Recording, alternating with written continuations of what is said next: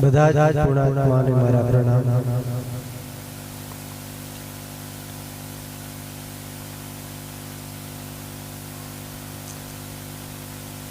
માક્ષર પૂર્ણિમા આજે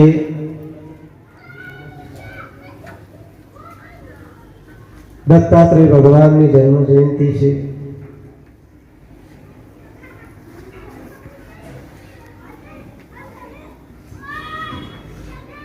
અત્રિ ઋષિ અને અનસૂયાના પુત્ર દત્તાત્રેય ભગવાન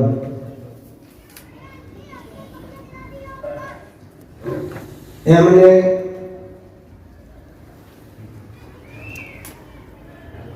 ઘણા ગુરુઓ ધારણ કર્યા,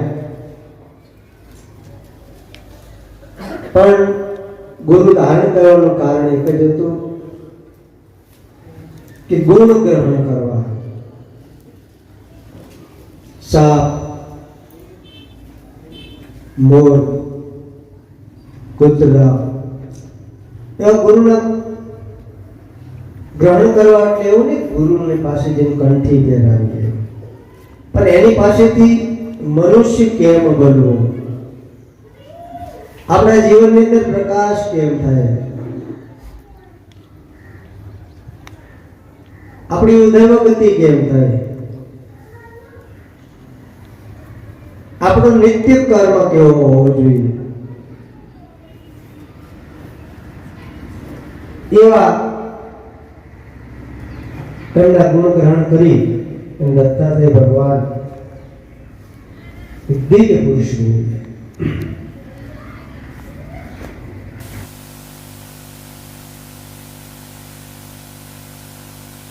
જીવન માં મનુષ્ય બનવું બહુ કઠણ છે, અને કદાચ મનુષ્ય બની જાવ એને પછી દેવ બનવું કઠણ છે, અને કદાચ દેવ બની જાવ તો મનુષ્ય બન્યા પછી ધ્યાન કરવું કઠણ છે,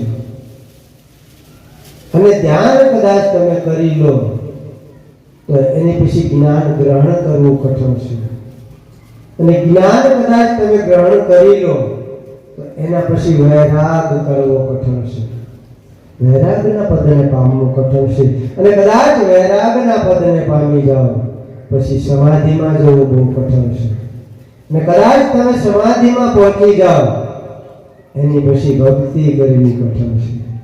ભક્તિનું પદ મોટું છે, જેને જેને ભક્તિના પદ ઉપર પ્રણય કર્યું એવા મહાપુરુષોના નામ, એના ગુણગાન આપણે કરીએ છીએ। કેવળ મહાપુરુષોના ગુણગાન ગાવાથી કશું થશે નહીં, તમને ગમે એટલા તમે નામ સ્મરણ કરો, ગમે એટલી માળા કરો, ગમે એટલા જપ કરો, એથી કોઈ કલ્યાણ નથી જ્યાં સુધી તમારું મન સ્થિર નહીં થાય, મનનો ખીલો નહીં મળે। જેમ ઘંટી હોય અને એમાં આપણે કોઈ દાણા ઓરીએ તો જે ખીલા પાસેથી જે દાણા છૂટા પડી જાય ને એ બધા દળાઈ જાય, પણ જે ખીલો પકડીને બેઠા છે એ કોઈ દાણા દળાતા નથી। એમ સદગુરુના સાનિધ્યમાં જો ખીલો પકડાઈ જાય તો આપણું જન્મ મરણ મટી જાય છે, પણ સદગુરુ ને પામવા, સદગુરુને ઓળખવા, સદગુરુના વચનો પર રહેવું એ બહુ કઠણ છે, કારણ કે દેહ ભાવ આવી જાય છે। કોઈ વાર અવગુણ પણ જોઈ લો છો સદગુરુના, તેથી વચ્ચે દિવાલ પણ ઊભી થાય છે, કેમ કે ગુરુ જે બોલતા હોય છે એ શબ્દને ઓળખવા માટે દિવ્ય ચક્ષુની જરૂર પડે। ગીતામાં કીધું એમ દિવ્ય ચક્ષુની જરૂર પડે છે। એક વાર એક મહાપુરુષ મહાત્મા સદગુરુ પોતાના સંતોને સંબોધતા હતા, અને સત્સંગની વાત કરી અને ઉપદેશની વાત કરી કે વાલા સાધકો, બ્રહ્મ વ્યાપક છે, ઈશ્વર વ્યાપક છે, કોઈ જગ્યા ખાલી નથી, અને બોલે બીજો નહીં, પરમેશ્વર છે પોતે. આવી સદગુરુએ વાત કરી. અને શિષ્યોને કીધું કે હવે જાઓ ભિક્ષા લેવા માટે તમે જાઓ. ભિક્ષા લેવા માટે જુદા જુદા ગામમાં ગયા. એમાં એક શિષ્ય એક વિજયનગર નામની નગરી હતી, એમાં પ્રવેશ કર્યો. નગરીમાં પ્રવેશ કરતા થોડી ભિક્ષા મળી. ભિક્ષા લઈ અને રસ્તા પર ચાલતા ચાલતા આવતો તો એમાં એ રાજ્યનો હાથી ગાંડો થઈ ગયો, પાગલ થઈ ગયો, ગાંડો થઈ ગયો. એની પર માવત બેઠો હતો. એને રાજાનો હુકમ હતો કે માવત ની ગમે તેમ અંકુશ કરી આ પાગલ થઈ ગયો છે અને જંગલમાં મૂકી આવો હાથીને. એટલે માવત એને ગમે તેમ અંકુશ કરીને એને રસ્તા ઉપર દોડાવતો. તેવામાં પેલો શિષ્ય સાધક ભિક્ષા માંગીને સામે રસ્તા ઉપર ચાલતો આવતો હતો. એટલે રસ્તાના માણસોએ કીધું, ભાઈ મહાત્મા, સાધુ મહાત્મા, તમે ખસી જાઓ, હાથથી ગાંડો થઈ ગયો છે, આ તમે પાડી દે. પણ સદગુરુની વાતને ખોટી પકડ હતી એના, કે ઘણાને ખોટી પકડ વળી આવી હોય છે. સદગુરુ શું કહેતા હોય છે અને તમે પકડતા શું હોય છો? કે ના, મારા સદગુરુએ કીધેલું છે કે ઈશ્વર સર્વવ્યાપક છે. જે જળ સ્થળમાં જે કોઈ પ્રાણી માત્ર છે એની અંદર બ્રહ્મ વસેલો છે, તો હાથી મને કઈ કરવાનો નથી. ઘણા એને સંબોધ્યું કે ભાઈ તમે ખસી જાઓ, આ હાથી ગાંડો થઈ ગયો છે, અમે આ જગ્યાએ ઉભા છીએ, હાથી ગાંડો થઈ ગયો છે. એમ કરતા કરતા શિષ્યની નજીક હાથી આવ્યો. હાથીની ઉપર જે મહાવત બેઠો હતો એ મહાવતે કીધું કે સાધુ મહાત્મા, તમે એક બાજુ ખસી જાઓ, નહીં તો હાથી તમને પાડી દેશે, ફેંકી દેશે. સાધકે કીધું, શિષ્યએ કીધું કે ભાઈ તું ગાંડો છું, મારા ગુરુ ગાંડા નથી. મારા ગુરુએ જે વાત કરી ને એ મારા દિલમાં ઉતરી ગઈ છે. મને ખબર પડે છે, હું જ્ઞાની છું, હું બ્રહ્મ જ્ઞાની છું, આટલા સંતો પાસે જીવેલો છું. ઉપદેશ કરવાનો હવે ઘણા હોય છે. મહાવતે બીજી વાત કીધું, ભાઈ તું ખસી જા, હવે નજીક છે, બહુ દૂર નથી, આ 5 ફૂટ જેટલું જ છે. કે ના ના ખસે, મારા ગુરુએ કીધું છે કે હાથીમાં બ્રહ્મ હોય, ઈશ્વર હોય. અને એ ખસ્યો નહીં. જ્યાં નજીક શિષ્ય આવ્યો અને એને સૂંઢમાં લઈ અને એવો ભગોળી દીધો કે એના હાડકા ભાંગી ગયા. હાડકા ભાંગી ગયા.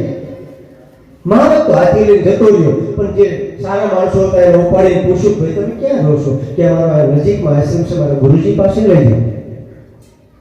એ ગુરુજી પાસે લાવ્યા અને ગુરુજી પાસે રડવા લાગ્યો, ગુરુજી તમે ખોટું બોલો છો, તમે બ્રહ્મજ્ઞાનની વાતો કરતા નથી, મને ખોટું શીખવાડ્યું છે. તમે કીધું બ્રહ્મ સર્વવ્યાપક હોય, ઈશ્વર સર્વવ્યાપક હોય, કેમ ખોટું બોલ્યા તમે? गुरुजी के शांत था। सदगुरु ऐसा कीजिए जैसो शीतल चंद, तेज करे तपे नहीं और को देने वाला। कोई तेज ना करे, सदगुरु तेज ना करे, तेज करे पर तपे नहीं, क्रोध ना करे। सदगुरु क्रोध ना करे, तेज करे, तुम्हारी पर कदा तेज करे पर क्रोध ना करे। અને જોજો ઘણીવાર સંતો કદાચ શ્રાપ આપી દે કયા જેવા, તો શ્રાપ ઘણીવાર સારા હોય છે, એવું નથી નહીં સારા, એમ કદાચ ક્રોધ કરી નાખ્યો। આ શ્રવણના મા બાપે શ્રાપ આપ્યો દશરથને, વિચાર જેવું છે, એને શ્રાપ આપ્યો। શ્રવણના મા બાપે શ્રાપ આપ્યો કે પુત્ર વિયોગે મરજી, તો શ્રાપનો કેટલો અદ્ભુત દિવ્ય પુત્રનો પ્રાપ્તિ થાય। શ્રાપે પણ સારા હોય છે, કારણ કે શુદ્ધાત્મા હતા કે ગુરુજી તમે આવો કહેતા હતા, મને ઉપદેશ કર્યો અને આવું થઈ ગયું, મારા હાથ પગ ભાંગી ગયા, કે બેટા વાત સાચી જ તારી, પણ તને કોઈ કીધું તું કે આ રોડ ઉપર ઉભા થાય ને કીધું તું કે આગો પછી જ આપણો કશું નહીં? પછી કોઈ કીધું તું કે નજીક નજીક તારે હાથી આવ્યો ને તારે ઉપર માવત બેઠો તો એને પણ કીધું તું, પણ હું કશું નહીં. મેં કીધું કે તું ખોટો છો, મારા ગુરુએ કીધું હાથીની અંદર બ્રહ્મ હોય, ઈશ્વર હોય. તો બેટા તને જે માવત બેઠો તો એના દેખાડો, જે ઉપર માવત બેઠો તો એમાં ઈશ્વર કે બ્રહ્મ ના દેખાડો. એને જે કીધું તો માની ગયો તો તારા હાડકા કોકરા ના ભાંગે. એમ સદગુરુના શબ્દને તમે ઉલટા સમજી લો છો. સદગુરુ શું કહે છે, સદગુરુનું માધ્યમ શું છે, સદગુરુનો ભાવાર્થ શું છે, એ જો તમને બરાબર સમજાય ને તો તમારી આંખ ના ફરે કોઈ દિવસ, શુદ્ધ આંખ થઈ જાય. ભજનનો મહિમા છે, બહુ અદભુત વચનનો મહિમા છે. હું 2 દિવસથી એક મંથન કરું છું કે માતાના ગર્ભમાં આવવા માટે આપણે કુંડલી જોડાવવાની ના હોય. માતાના ગર્ભમાં આવવા માટે આપણે કોઈ જન્માક્ષર કઢાવવાના ના હોય કે ભૂદેવ કોઈ જન્માક્ષર કાઢે પછી માતાના ગર્ભમાં આવવાનું, કે સારી માતા હોય, સારો ગર્ભ હોય, સારા સંસ્કાર હોય, એના માટે કોઈ જન્માક્ષર નથી કઢાવતા. કેમ? માતા એક માધ્યમ છે, માં એક માધ્યમ છે. ગોપીચંદ ભરથરીનું માતાનું નામ સાંભળ્યું? જલારામ બાપાની માનું નામ સાંભળ્યું? કબીરની માનું નામ સાંભળ્યું? જેસલ તોરણ રૂપાદેવ માલદેવ એના કોઈ મારા બાપાના ફોટા છે? ક્યાંય ના હોય. કારણ કે માધ્યમ છે, એના જન્માક્ષર કઢાવવા ના હોય. એના જ્યારે એ વિચારો સેટ થાય, ત્યારે સત્સંગ સેટ થાય, ત્યારે એ બીજ રૂપાઈ જાય છે. ખાલી માધ્યમ છે, મા બાપ માધ્યમ છે. પણ એની પછી બાળકનો જન્મ થાય ને, અને બાળકના જન્મ થયા પછી તમારે જો પુત્ર વધુ બોલવી હોય ને તો જન્માક્ષર સેટ કરવા પડે. પુત્ર વધુ જો બોલતી હોય ને તો તમારે જન્માક્ષર સેટ કરવા પડે. કારણ જો એના જન્માક્ષર બરાબર ના મળ્યા તો માં સાથે તો કદાચ 20 વર્ષ જીવવાનું છે, 20 વર્ષ રહેવાનું છે. માં સાથે કેટલું રહેવાનું છે? 20 વર્ષ જ રહેવાનું છે. પણ પોતાની પત્ની સાથે 80 વર્ષ કાઢવાના છે. કેટલા? 80 વર્ષ કાઢવાના છે. જો પત્ની બરાબર મળે ગઈ તો તમારું જીવન ધન્ય બની જાય. અને બધાને નથી મળતી, કરોડે કોકને મળે. જેમ જલારામ વીરબાઈ, હરિચંદ્ર ને તારામતી, નળ દમયંતી, જેસલ તોરણ રૂપાદેવ માલદેવ લાખા લોયણ. તમે જો આના જન્માક્ષર સેટ થઈ ગયા. અને દીકરીઓ પણ જો પૂજા કરતી હોય, પાઠ કરતી હોય, વ્રત કરતી હોય તો એને સારો પતિ મળે ને એના માટે. મા બાપ સારા મળે એના માટે કોઈ પૂજા નથી કરી. મા બાપ તો મળી જવાના, એ તો આવી જવાના, પણ એની પછી જે કાર્ય કરવાનું છે, જે જીવન જીવવાનું છે, એ જીવન સાથી જો બરાબર મળી જાય ને તો કોઈ દિવસ તમારા જીવનમાં દારૂ ના થાય. જીવન સાથી મળી જાય બરાબર. ઘણા સંતો જ્યારે 3 રીતે શાંત હોય છે, 3 રીતે ક્ષમા આપતા હોય છે. તુકારામના પત્ની કેટલા કર્કશા હતા કે ના પૂછો વાત. ઘડીએ ને વળીએ ભૂલ કાઢવી, ઘડીએ ને વળીએ ઠોકર મારવી, ઘડીએ ને વળીએ જેમ તેમ બોલવું. એકવાર આવી સભા બેઠેલી, તુકારામ સત્સંગ કરતા હતા. એમના પત્ની માટીનો ઘડો ભરી અને આવતા હતા, અને એ કપડા ધોઈ માટીનો ઘડો ભરીને આવ્યા અને આ બધી સભા જોઈ એટલે ખીજાણા કે તમે આ બધા બાવા ભેગા કરો છો, આવા માણસો ભેગા કરો છો, રાતે હોવા નથી દેતા, દિવસે નથી હરખું ખાવા દેતા, આમ નામ કરીને તુકારામ માટીનો ઘડો નાખ્યો. એટલે તુકારામ આખા પાણી પડે થઈ ગયા, પતી ગયા.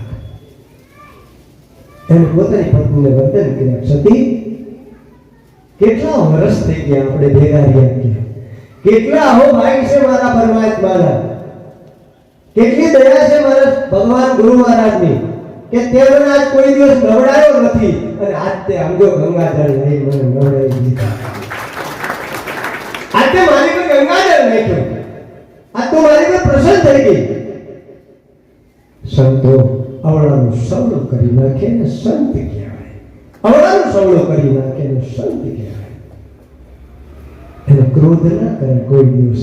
એને ખબર છે કે કર્તવ્ય પૂરું કરવું પડશે. તુકારામને સાઠા વેચવા માટે મોકલે, શેરડીના સાઠા વેચવા માટે મોકલે. સાઠાનો ભારો લઈને બેઠા, એમાં બટુક નાના નાના છોકરાઓ આવ્યા કે બાપુ સીતારામ, કે સીતારામ હતા કે પ્રસાદી તો આપો, એક ખાટો આપી દીધો. એમ કરતા એક ખાટો આપી દીધો. એમ બધા છોકરાઓ નાના નાના બાળકો આપ્યા, સાઠા આપી દીધો. એક શેરડીનો સાઠો વધ્યો અને લઈને પાછા આવ્યો ધીમે ધીમે. કોઈ છોકરાઓ નતા એટલે એની પત્ની જોઈ કાઢો કે લાવો પૈસા, તમે વેપાર કર્યો છે તો વેપાર કર્યો, પૈસા લાવો. કે સતી વેપાર મેં કર્યો પણ વેપાર એવો કર્યો, ભગવાન નાના નાના બટુકો આવ્યા હતા, બાળકો આવ્યા હતા, મેં એક સાઠો આપી દીધો. આ એક વધ્યો છે. અને એની તુકારોની પત્ની હાથો લઈને એક બરડામાં માર્યો, ફટાક દઈને એના બે ટુકડા થઈ ગયા. અને ભગવાનનો ઉપકાર હોય. પરમાત્મા કેટલા દયાળુ છો તમે. આજે કોઈ દિવસ મારી ઉપર આટલો વાલ મારી પત્નીએ નથી કર્યો. કેટલો વાલ કરીને ભગવાનની જ્યારે પાલખી નીકળે તારા હાથો અડાડતા હોય છે. એમ હમણાં તુલસી વિવાહ દિવસે આજ મારી પત્ની મારી પર પસંદ થઈ ગઈ છે. મને આજ ભગવાન સમજીને હાથો અડાડીને એના બે ટુકડા થઈ ગયા. એક તમે ખાઓ અને હું ખાઉં. આ સંતોની ગતિ છે. નિર્મળ થઈ જાય સંત. સંત શાંત થઈ જાય. સંત શાંત થઈ જાય એને સંત કહેવાય. શીતળતા આવી જાય એનામાં. ગમે એટલી કોઈ ભાઈમાં હોય તો એની શીતળતા એને સંત કહેવાય. સંત બીજ ફળતે ને જોગ જાય આનંદ, ઊંચ નીચ ઘેરે અવતરે આકર સંતના સંત. જો મેં પણ કીધું, મેં માનું પાત્ર કીધું તો એ ગમે તે જન્મ ગમે તે મળે, ગમે તે માને ત્યાં જન્મ મળે તમારો. માનું કે માના પાત્રમાં એટલું બધું મહત્વ નથી. ધર્મ પત્ની અને પતિવ્રતા નારી જો મળે, ધર્મ પત્નીઓ મેં ગઈ વખતે કીધું સ્ત્રી, બૈરી, સમજ્યા? નારી, ધર્મ પત્ની અને પતિવ્રતા નારી, એમાં ઘણો ફરક છે. ઘણો ફરક છે. પતિવ્રતા નારી અને ધર્મ પત્ની જો મળે તો આપણું જીવન ધન્ય બની જાય. જીવન ધન્ય બની જાય.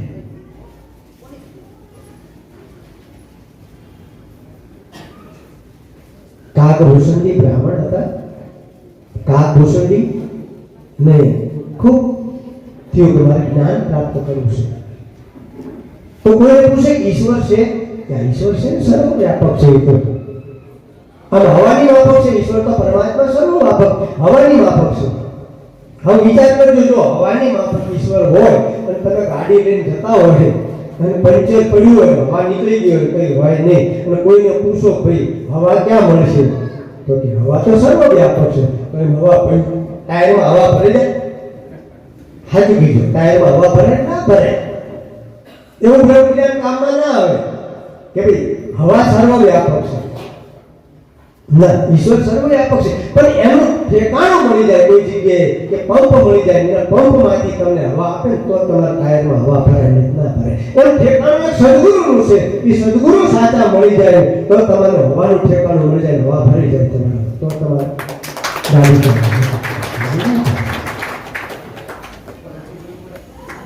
કોઈ કે ઈશ્વર સર્વવ્યાપક છે, પરમાત્મા સર્વવ્યાપક છે, તો તમે પૂછો કોઈને તો ઘણા ઘણા એવા હોય ગામમાં ચોરા ઉપર બેઠેલા કે ઈશ્વર સર્વવ્યાપક છે. તો કેવી રીતે? કે જેમ દૂધમાં ઘી છે એવી રીતે. સીધું ઘી થોડું નીકળી જાય, હે સીધું ઘી નીકળી જાય. એના માટે મેળવણ કરવું પડે. જો દૂધ અને દહીંનું મેળવણ કરવું પડે. જો સમજો વાતું એ મેળ નહીં પડે.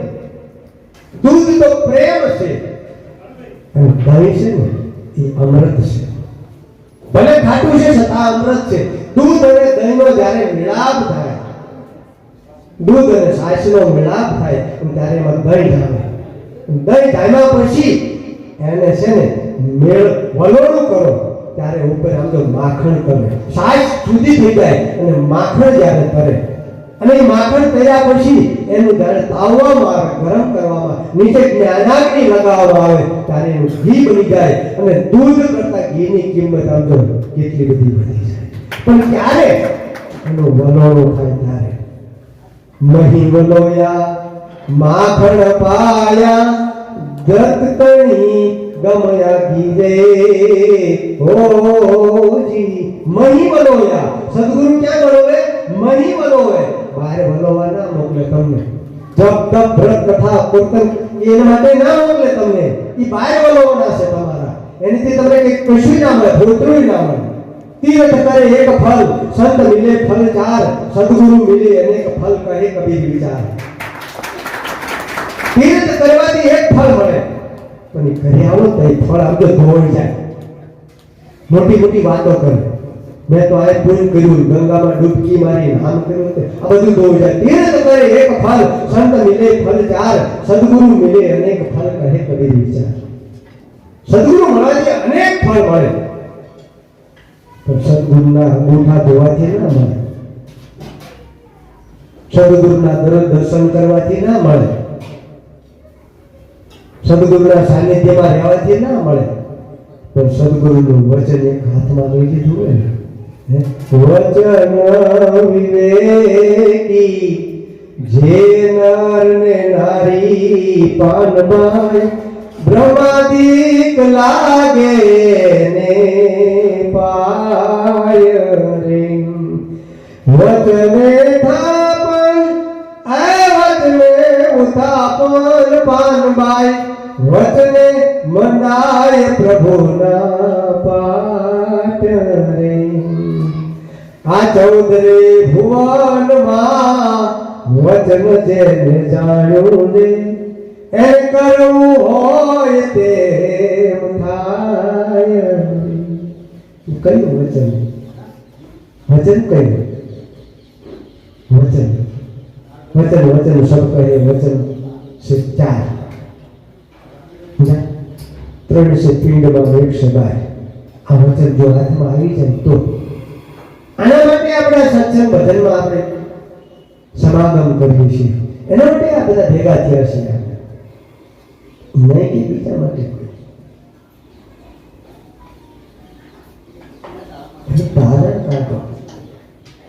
ભાવ જોવે ને તો મારવાડનો ભાવ જોજો, વિવેક જો હોય તો મારવાડમાં જઈજો. સંતોની પધરામણી હોય ને ત્યારે વિવેક જોજો. હજુ આપણે ગુજરાતમાં કોઈ વિવેક નથી, સદગુરુનું કોઈ માન નથી, સદગુરુનો કોઈ વિવેક નથી. સદગુરુની પધરામણી કેમ કરવી ખબર નથી તમને. વિવેક જોવું તો મારવાડમાં જાઓ, રાજસ્થાન ને મારવાડમાં જાઓ, વિવેક જોવું, એની વાણી જોવું, એનું વર્તન જોવું. હે આપણા ગુજરાતમાં કેવું છે કે આ ધર્મ વાળા હોય, આ ધર્મ વાળા હોય, આ સંપ્રદાય વાળા હોય, આ ગુરુ વાળા હોય, પેલા ગુરુ વાળા હોય. જો તમે ઘરે પધરામણી કરો ને તો પેલા ગુરુ વાળા તમને પગે ન લાગે, પેલા સંપ્રદાય વાળા તમને પગે ન લાગે, પેલા ધર્મ વાળા તમને પગે ન લાગે. પણ મારવાડમાં હમણાં પધરામણી હતી મારી, અને મારવાડમાં પધરામણી જોઈને એટલો આનંદ આવ્યા કે હું ભૂલી ગયો. તો ભગવાન કદાચ આવ્યા તો મને પુષ્પ વિમાન લઈને કદાચ કીધું કે બધું હાલ મારું વૃંદાવન છે, રૂડું વૈકુંઠ લઈ ગયું તો ના પાડે કે ના, મારું મારવાડ ઘણું રૂડું છે, વૈકુંઠ નહીં રહેવું. ભગવાને ના કહે તો વૈકુંઠ નહીં આવું, હું મારવાડમાં રહેવાનું. એટલું મારવાડમાં પ્રેમ એ કહેવું ના પડે. આ તમે બધા કહો છો છોકરાને કે બાપુ પગે લાગો એમ, છોકરાને કહો છો ને કે ઘણા મોટાને કહે છે, બાપાને ઘણા કહે બાપા પગે લાગો, આ બાપુ કહેવાય. આવા ભગવાન પહેરે છે, આ દેખ પહેરો તોય તમે તમારા બાપને સમજાવવા પડે, તમારા છોકરાને સમજાવવા પડે કે આ બાપુ કહેવાય. અને મારવાડમાં સમજાવવા ન પડે ને એના ભેગ પહેરી નહોતો કહેવાય, ના પાડી ના. મારે જોવું છે મારવાડની અંદર પ્રેમ શું છે, ભાવ શું છે, લાગણી શું છે. જ્યાં પધરામણી કરી ગામની અંદર ત્યાં તો ત્રણ તો ઢોલ, થાળી, નગારા, ત્રાસ ફૂલ હા અને આમ તો એમાં કે મારવાડે કોઈ કીધું નથી કે આમને પગે લાવો અને બાપુ કહેવાય. તો સાદા વસ્ત્રમાં હતો આમ તો લાઈન લાગી ગઈ પગે લાગવાની લાઈન. અને એ તો છોકરા તો લાગ્યા પણ આજુબાજુના ઘરમાંથી નીકળી લાગે એમ કે અમારા ગુરુ નથી, આ ગુજરાતના ગુરુ છે, આ કબીરવાળા નથી, આ ભાણવાળા નથી, આ ઉગમવાળા નથી, આ નિરાંતવાળા નથી, એવું નહીં. ઘરમાંથી નીકળી સદગુરુ આયા કામના સત્ય પગમાં પડતો જોતા એ લઈ જાય તમે ના લઈ શકાય. ગુજરાતમાં ભાવ નથી મને દેખાતો. એને બોલાવા જવું પડે પણ એક જગ્યાએ હમણાં પધરામણી એને ગોતવા પડે કે ભાઈ કઈ કે બાપુ આયા ગોતવા પડે ભાઈને. કોણે ખાસ કઈ ગોતી લાયા હું બારે અડધો કલાક ટાઈમ ન ઠરી ગયો હમણાં બદલમાં ગયો છે હાસુ કો સ્ટાર્ટ લઈ ગયા રાણીકમાં અડધો કલાક ટાઈમ ન થયો તારી ભાઈ આવ્યા મને કે આવી ગયા બાપુ બીજી આવી ગયો બોલ ઢોલ વાળો કઈ ગયો બોલો તો ઢોલ વાળા ના ગોતો ગયો તો એ પૂરો ઉપડે મારવાડ લાવ પૂરો અને એક બીજી વાત એ કે હું 15 ઘરે મેં પધરામણી કરી મારવાડો 15 ના ઘરે પધરામણી માં તો જે કોઈ નેના હોય ને તો એ ઘડીએ જે ઘરે પધરામણી થાય એ નમે. અને આપણા ગુજરાતીઓ કેવા ખબર છે એક વખત બાપુ નડી લીધો એટલે બીજા ઘરે જાય ઊભા હોય તમને નમો કે તમારા ઘરે આવ્યો છે કેવું ત્યાં એવું નહીં 15 ઘરે જે નમાતા એ 15 વખત 15 ઘરે નમન કર્યા 15 ઘરે નમન કર્યા. આ મારા આ પ્રેમ આ ભાવ सबसे ऊंची प्रेम सगाई सबसे ऊंची प्रेम सगाई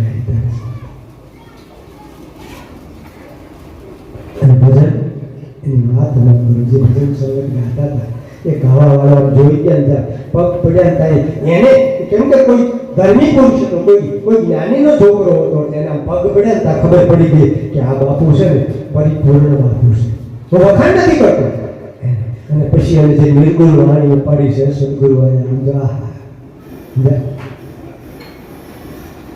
અને પૂજન વખતે તો જે પધરામણી ફોટા નીકળતા હતા મંગળ ગાવરી સદગુરુ આયા મોરે મંગળ ગાવરી એની તાળી એક તાળીમાં આડી એવડી એક તાળી ના પડે. આને પ્રેમ કહેવાય. હું પ્રેમની વ્યાખ્યા કરું છું. પ્રેમ કે એવો નથી શ્રી પુરુષનો પ્રેમની વાત નથી કરતો. હું પ્રેમની વ્યાખ્યા કરું છું કે એટલો આનંદ અને બહેનોને એવો ભાવ નહીં કે આ પુરુષ છે કે સ્ત્રી છે એવો ભેદ નહીં. ત્યાં અહીંયા તો પાયો ભાવ તો પાલો વળી ગયો ને તો કે બેન તમારો પાલો વળી ગયો પેલા ભાઈને પાલોમાં બેન હોય તમને એમ તો પાલોમાં બેન પહેલોમાં સ્ત્રી દેખાય. શું છે આ તમારો વેદ ભ્રમણા ક્યાં તૂટવાની છે? ક્યાં ભક્તિ લાગવાની છે? ક્યાં જવા આગળ જવાના છો તમે? તેમાં ઘણી મીરાએ એક જ વસ્તુ કીધી છે આત્માને ઓળખ્યા વિના રે એ લખ 84 નહીં દે મટે રે. આત્મા એટલે જુદું ના સમજો.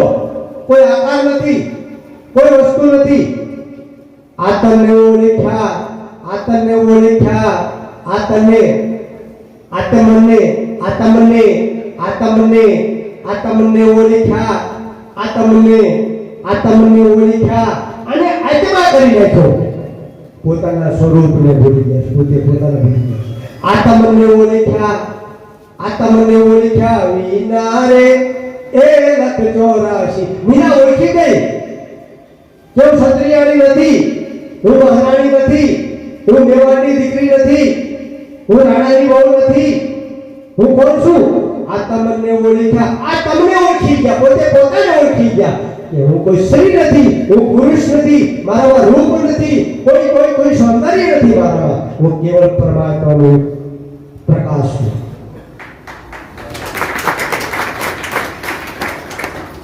અને એનું સૌંદર્ય વધતું જાય, એના રૂપ વધતા જાય. જે અદેખાય કરે ને એના રૂપ ઘટતા જાય.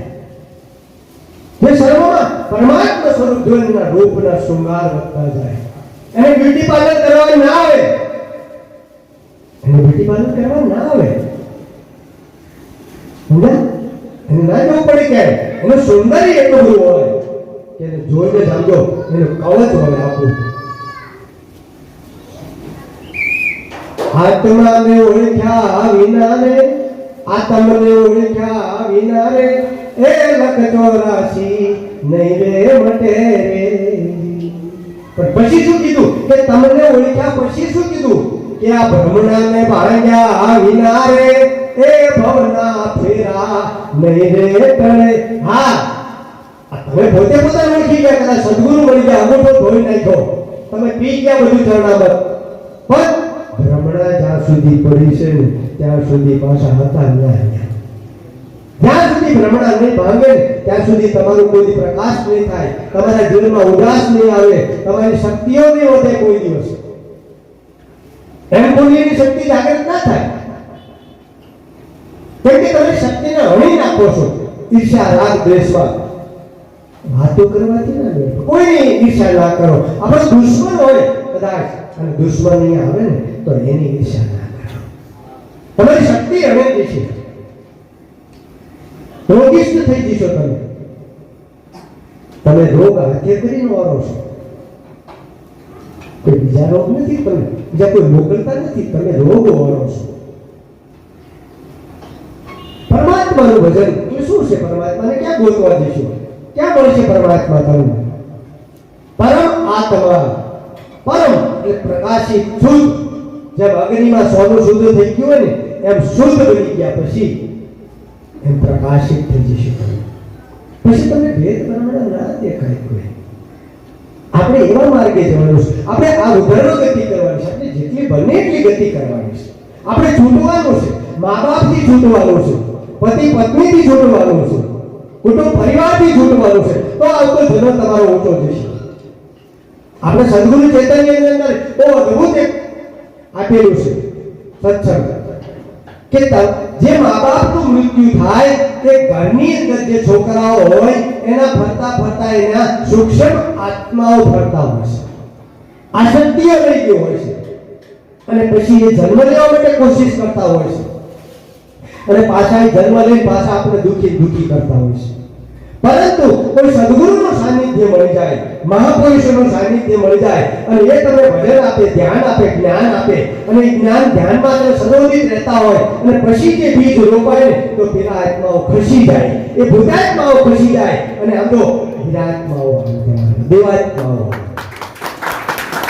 એના માટે સત્સંગની જરૂર છે, એના માટે ભજનની જરૂર છે. એટલે માતા પિતાઓ, બાંધવા, શુદ્ધ દારાઓ, લક્ષ્મી એ તો પાપીના ઘરે હોય. આ તો જન્મ મળી જાય, પણ સદગુરુ મળવા દોડ્યા અને મુક્ત કરી મુસ્કાય. સદગુરુ તો મુક્ત કરી દે, તમને મુક્ત કરી દે. સદગુરુની તાકાત છે કે તમને મુક્ત કરે.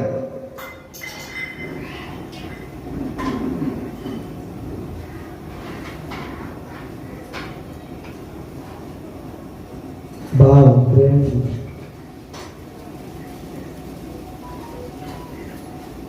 જેમ જેમ તમે દૂર રહેશો ને જેમ એમ તમને આવરણ આવતા રહેશે.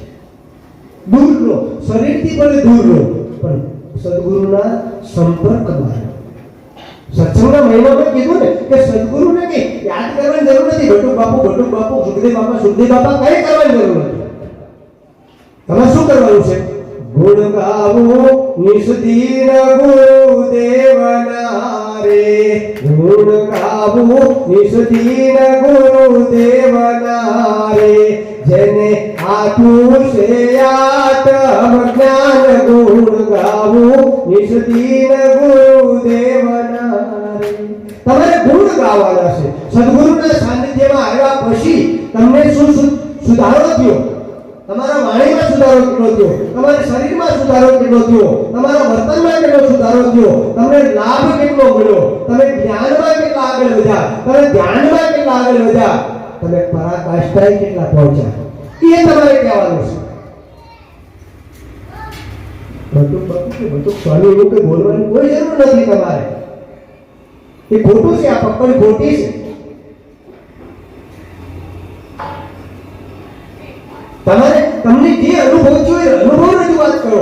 તમારા કુટુંબ પરિવાર પાસે જતા અનુભવ રજૂઆત કરો. એ ગુણ ગાવાના છે. અને ભૂતકાળ ભૂલી જાઓ, ભૂતકાળ જે કહેશે એને ભૂલી જાઓ, તો જ આત્મ જ્ઞાન પ્રકાશ થશે. તો જ આત્મ જ્ઞાન પ્રકાશ આત્મજ્ઞાન પ્રકાશ એમ નથી.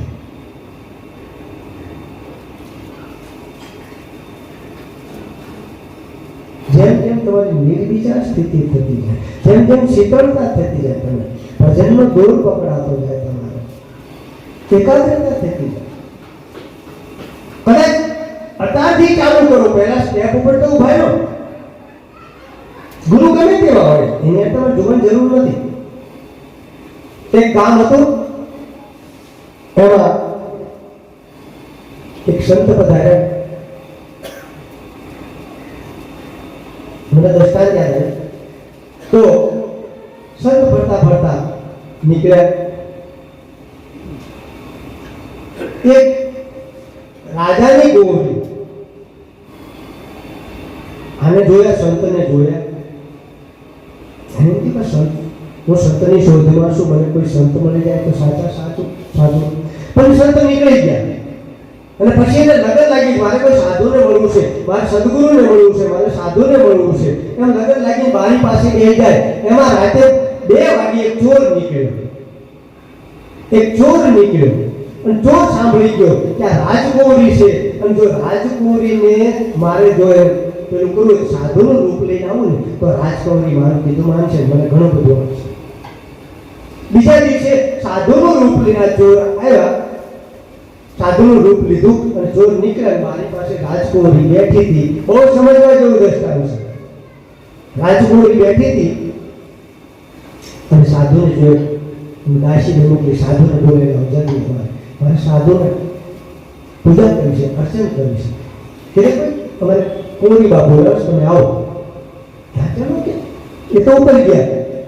ઉપર જઈને એનું સન્માન કર્યું, પૂજન કર્યું, અર્ચન કર્યું. ગુરુજી મને કોઈ મહામંત્ર આપો. કે બેટા મહામંત્ર આય ના મળે, તારે મારી સાથે જંગલમાં આવવું પડે તો તને મહામંત્ર મળે. તો બાપજી તમે કોઈ સદગુરુ છો, ગુરુ મહારાજ છો. વાસ્તવિક ચોર હતો, સાધુનું રૂપ ધારણ કર્યું.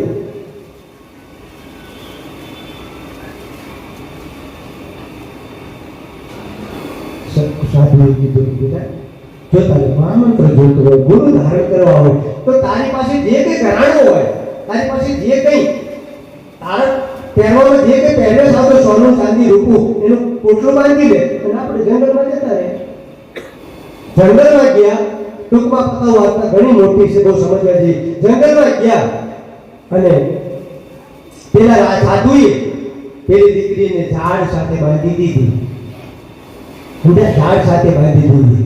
તો પેલી કીધું હશે બાપુ તમે જે કરતા હશો સારું કરતા હશો, મારા માટે કઈ અહીં બાંધીને તપસ્યા કરાવવાની તમારી આવી સાધના છે, તમારી કોઈ યુક્તિ છે, એટલે મને બાંધી દીધી. સાધુએ પેલું પોટલું કીધું મારે આ લઈને જવું પડે અને હું દાનપુર કરી આવું, પછી તારું કલ્યાણ થઈ જશે. હું જાઉં છું અને તું અહીંયા રહેજે. અમુક સમય થયા, 2-3 દિવસ કુંવરી ના મળી એટલે રાજા ગોતવા માટે નીકળ્યો તો ઝાડ સાથે આ કુંવરીને બાંધી દીધી. રાજાને કુંવરીને બાંધી દીધી.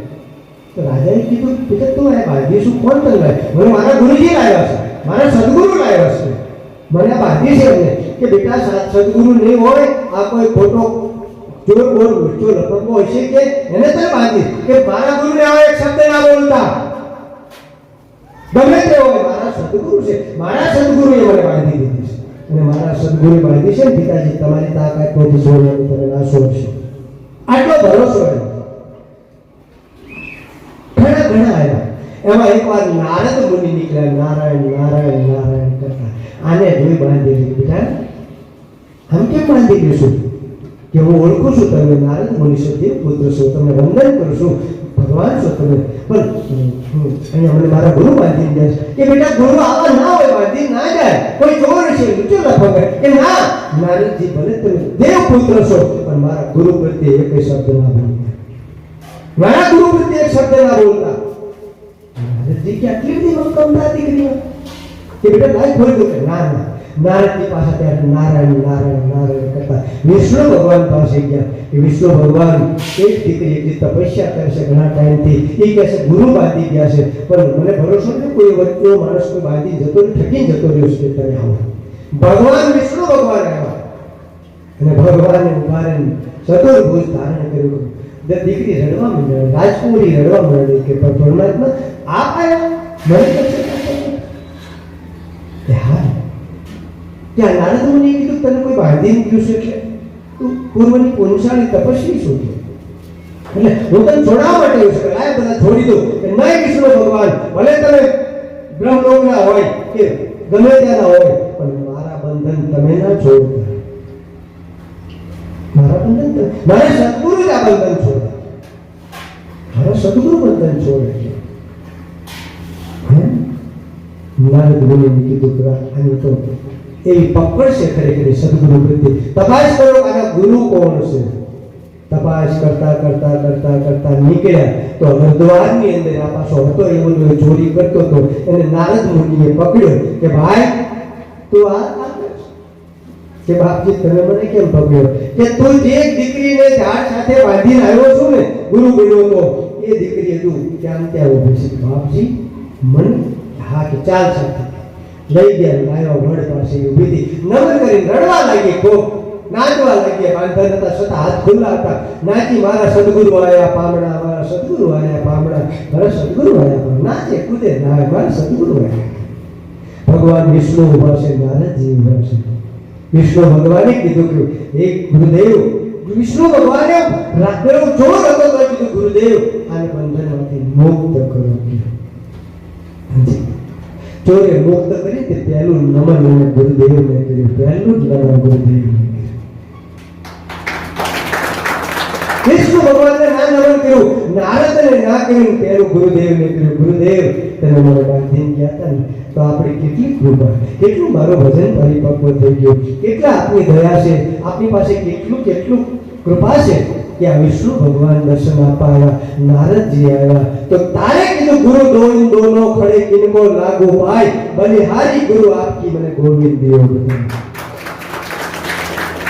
ગુરુના અવગુણ ના જો કોઈ દિવસ એમ કઈ બાપુએ ચાદર મને ના ઉડાડી દીધી હોય મેં કઈ બાપુ પૈસા નથી આપ્યા લાખ રૂપિયા બાપુએ મને કઈ ચાદર ઉડાડી દીધી હોય અને મને ચાદર ઉડાડતા હતા સદગુરુ ભગવાન અષાઢ ગુરુ પૂર્ણિમા દિવસે ત્યારે મેં વિનંતી કરી હતી ગુરુજી આ કાચા ગળે કાંઠા નહીં ચડે હજુ પાકો થયો ત્યારે મને બાપુ ઉડાડજો ચાદર અને ખાલી એક ભજન લખીને મોકલ્યું તા ગુરુજી ચાદરને ગુરુમાં ચંપામાને પાછું મોકલી દીધું ચંપામાએ કીધું પાછું કે નહીં હવે અંતરનાથ નથી થતો અને એની પછી 6 મહિના પછી જે મોરા સાહેબે 6 મહિના મોતને પાછું ઠેલ્યું હતું ને એમ સદગુરુની કૃપાથી આ બટુકને 6 મહિના મોત પાછું ઠેલાયું અને ઉત્તરાયણના દિવસે પોષ સુદ ઉત્તરાયણના દિવસે મને અધિકાર આપ્યો 6 મહિના પછી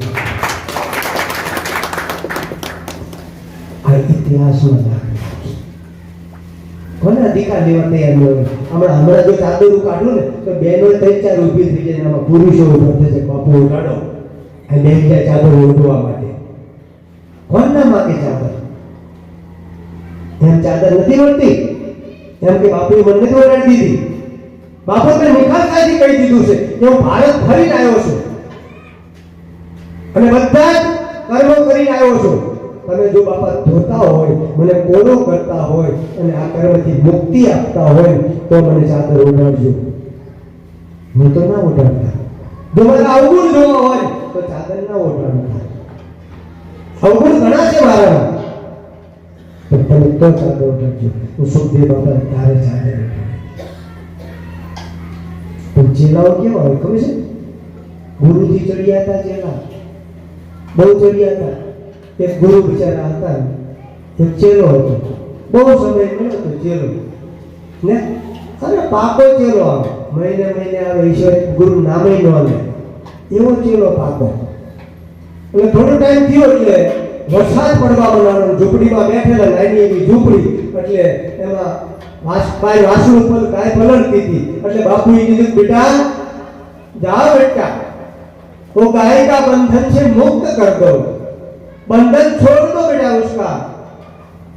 चेला कहे बाप जी आप गुरु हैं, सबका बंधन छोड़ते हो, आप उसको छोड़ दो। हम बंधन नहीं छोड़ सकते। गुरु आप जाओ कि बेटा बारिश पड़ती, आप बंधन छोड़ सकते हो, आप छोड़ दो गाय का बंधन। थोड़ी વાર થઈ એટલે વરસાદ બંધ થઈ ગયો એટલે પાછું ગુરુજીએ કીધું બચ્ચા देख तो बारिश गिर रही है नहीं गिर रही है। मैं बिराड़ू है कि बाप जी ऐसा करो, ये बिल्ली आई है उसके ऊपर हाथ घुमा दो, जो बारिश गिरती होगी भीगी होगी, नहीं तो पूरा होगा।